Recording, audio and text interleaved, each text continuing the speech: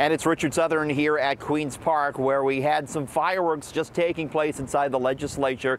Politicians here, they have just wrapped up debate to take away those 2 paid sick days and to freeze the minimum wage. No final vote happened because protesters erupted in the public gallery. Take a look.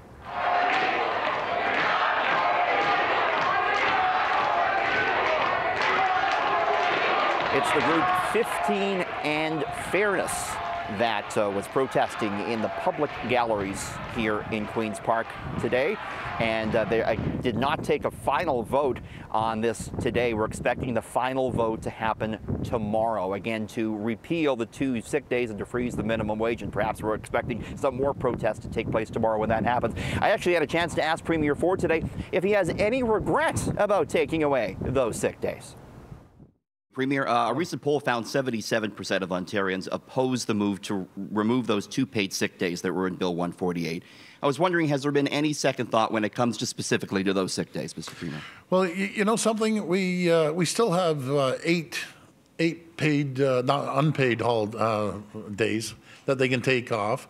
But, you know, we have to be competitive right now. And a lot of the vast majority of people that have contracts or part of the union, they have that in their contract, so that doesn't affect their contract. We also have a government that's not interested in making sure that more people can be covered by a collective agreement and by the protection of a union, and that's clearly the stated position of the Conservatives, so you can't have it both ways. But also, in response to my question about any potential regret on sick days, Ford seemed to suggest that employees simply work out a deal with their boss. Just speaking by experience, if someone's under the weather, they're a great employee, I should say, they usually give them a break. But that's going to be up to the employee and the employer to make those deals. Negotiate in the middle of the terms of employment. Who has power in that negotiation? But can businesses afford this right now? I think so, yes. Businesses can afford that. Many businesses already do that. Most minimum wage workers work for corporations of 500 and more. I asked the Premier today about if he had any second thoughts about taking away the sick days. And this win, he said, maybe employees should negotiate with their employer to get that. And he said that's maybe something that a lot of people can do. What do you think about that?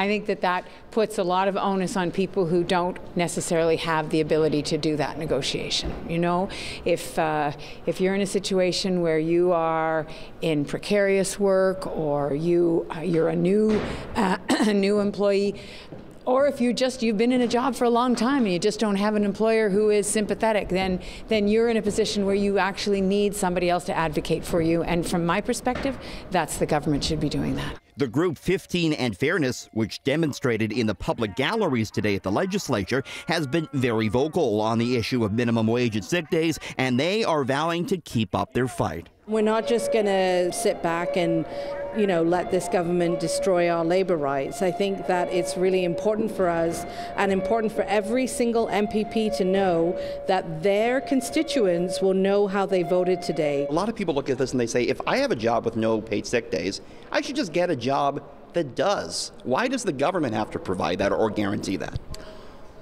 Well, because if you've got a job where there are no paid sick days and that's the job you have, then government has a role to play in making sure that you're treated well.